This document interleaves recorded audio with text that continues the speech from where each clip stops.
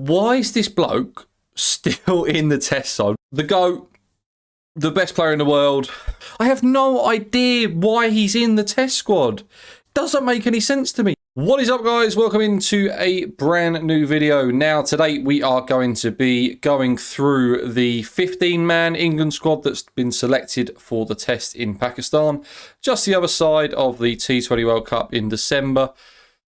Now, there's some interesting picks in there, some very interesting picks, but we are going to get into that. But before we do, please, if you could leave a like on the video, it would be absolutely amazing. If we get up to 25 likes on this video, that would be perfect. And also, if you haven't already, please press the subscribe button. It really does help. We're trying to push for 2,000 subscribers by the end of the year.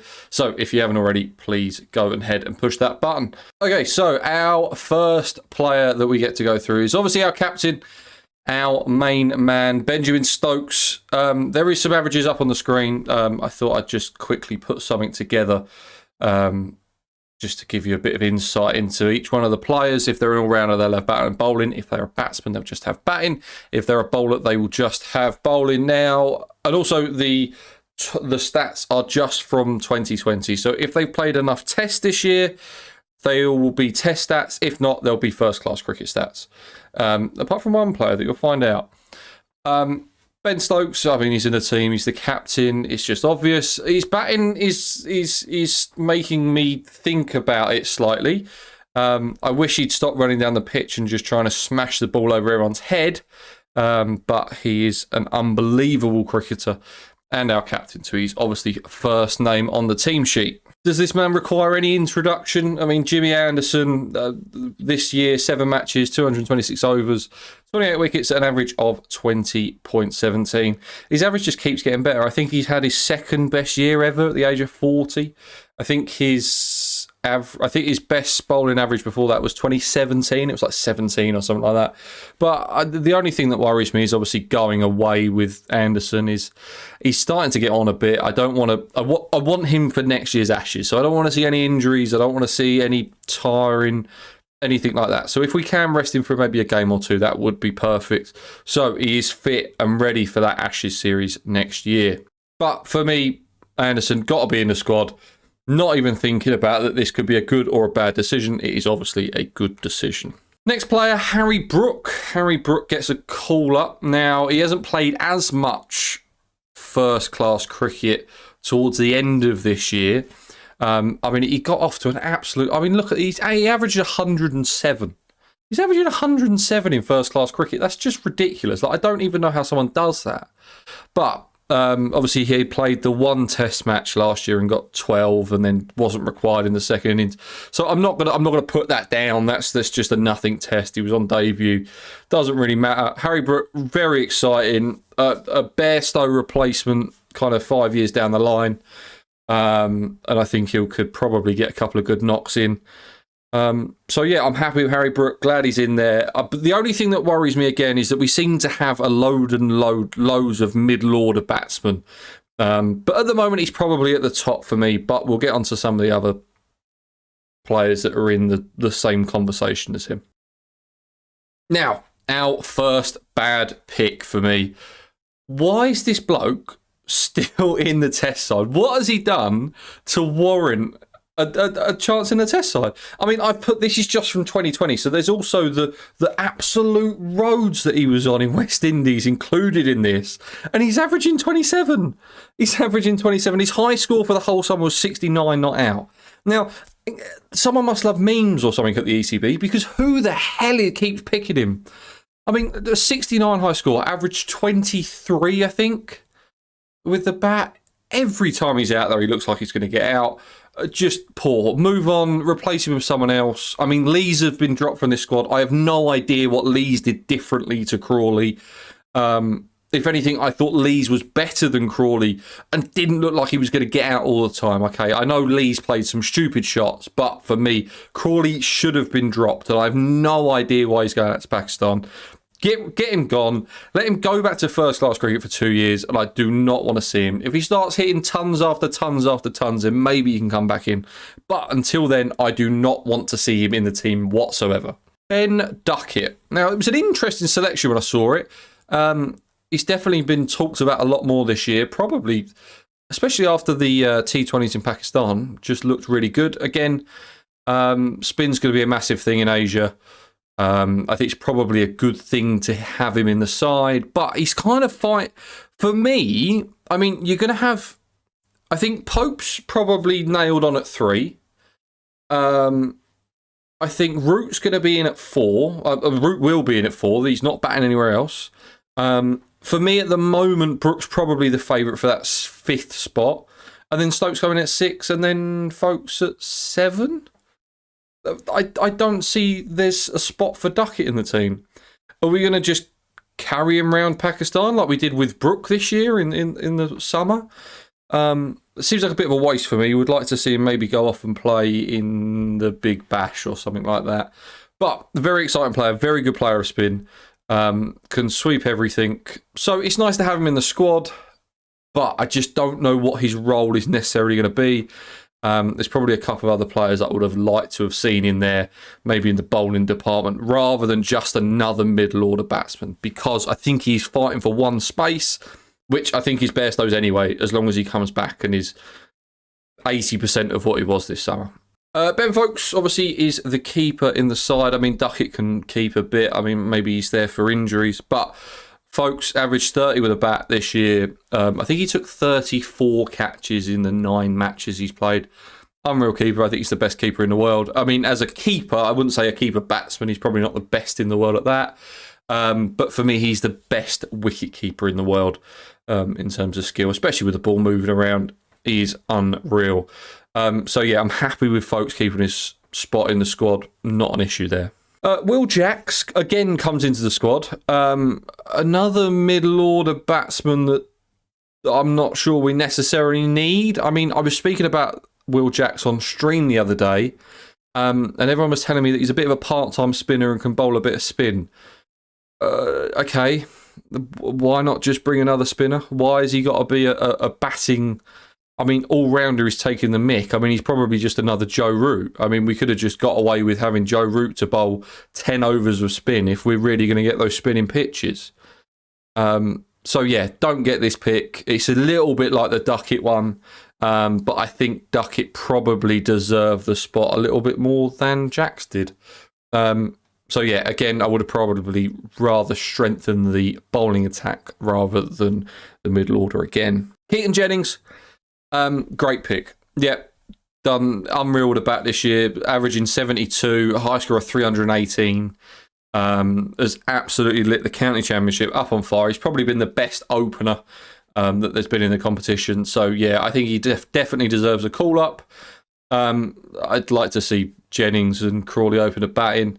As much as I don't want to see Crawley anywhere near the lineup, but I'm excited to have Jennings back. I think we do need to look at other options for that other opener spot as well. But hopefully he can get some runs. Hopefully he can get a spot when it comes round to next summer. Next one is Leach. Now, Leach, he was always going to get a spot here. He appears to be the Stokes and McCullum first choice. He's not good enough. Plain and simple. I don't know why he still gets a spot in the side every single time. He's averaged this year 35 with the ball. He's just not good enough to be a frontline spinner.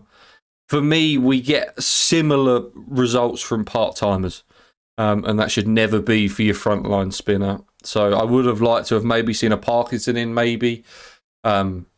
Or just anyone rather than Leach. Maybe even take him, but looks like he's going to be our frontline spinner, as we didn't select another one. We just selected middle order batters that can bowl a bit of off break.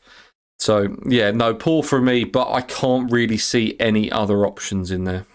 Now, our worst pick that we could have possibly made for the test side. I cannot get my head round this. Why have we done this? I've put non-applicable because he doesn't play red ball cricket. He's a white ball specialist. He goes out there and smashes the ball around. I know he can bowl a bit of part-time off-spin and leg spin, But why is he playing in the test squad? Why is he taking up a spot? What's the point? Go to the Big Bash. We don't want you. We don't want you in the test squad. I have no idea why he's in the test squad. Doesn't make any sense to me. What are we going to try and do? Go 10 and over for a test? Score 1,000 runs a day? I mean, it's just stupid. I have no idea why we've done it. He shouldn't be anywhere near the test squad. I love Livingstone. I think he's a wonderful, wonderful player. But not in test matches. I mean, have we just said, you know what, we're going to be as Bazball as possible? This is proper Bazball. Doesn't make any sense. Does not make any sense to me.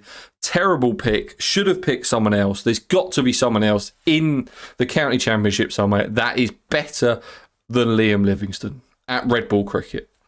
Jamie Overton is the next player. Happy with him being in the squad. I'm probably seeing him as a bit of a broad replacement.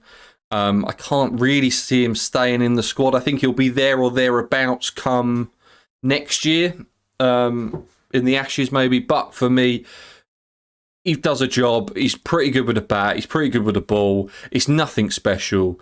But for this tour, fair enough. That's fine with me. Ollie Pope. Now, Ollie Pope, I was definitely a big Ollie Pope hater a year ago. But he really impressed me this summer. Really impressed me. Asked to bat out of position. He's not a number 3. He's a number 6. But I think he filled that number 3 spot perfectly. Averaging 33 is probably a little bit unfair. I think he got some low scores after the openers got out on tough wickets this summer. But just had a bit more grit. Just had a bit more about him this year than he has done in all the other games. I don't know if that's Stokes and McCullum coming in, but he looks good. For me, until he does something wrong, he's got his space at number 3. And if I was going to pick an Ashes squad for next summer, he would be in the squad. Next player is Ollie Robinson. Now, I think he's the future of England fast bowling. He is fantastic. I mean, 3 matches, 77 overs, 14 wickets, an average of 16.2 this year.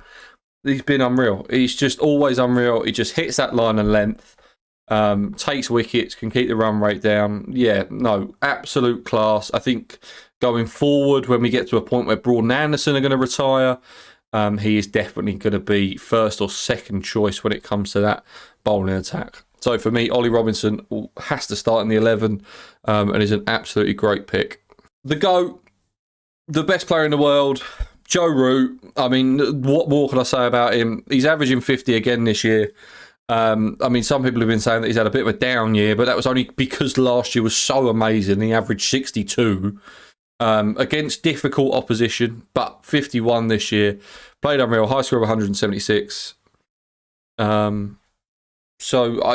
there's no other words to say about Joe Root. He's going to love it. It's going to be a road in Pakistan. He's going to score even more runs.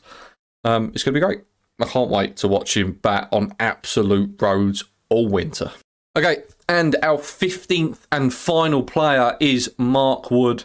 Again, similar to Robinson, the future of England cricket, as long as he can keep all of his shoulders and bits and arms and elbows and ankles and all these fast bowler problems that fast bowlers seem to have, as long as he can sort that out, then yeah, unreal player. Can bowl 97 miles an hour, is pretty accurate, can take wickets, can do something when the pitch is dead. He's probably one of our only bowlers at the moment that would be able to bowl in Australia in a test match. So yeah, Mark Wood, what a player. Average of 26 this year in 3 matches, taken 13 wickets, best of 6 for 37. You can't go wrong with him. You just can't go wrong with him. He does everything right. He seems like a great bloke to have around the dressing room. So Mark Wood, another great pick. Guys, that's going to be it for today's video. Now, there was some absolutely horrific picks from the ECB. I mean, Crawley, Livingstone. I'm not going to say Jackson, Duckett would probably be horrendous picks, because I think you had to pick someone. Our bowling lineup looks a little bit short, is my initial reaction.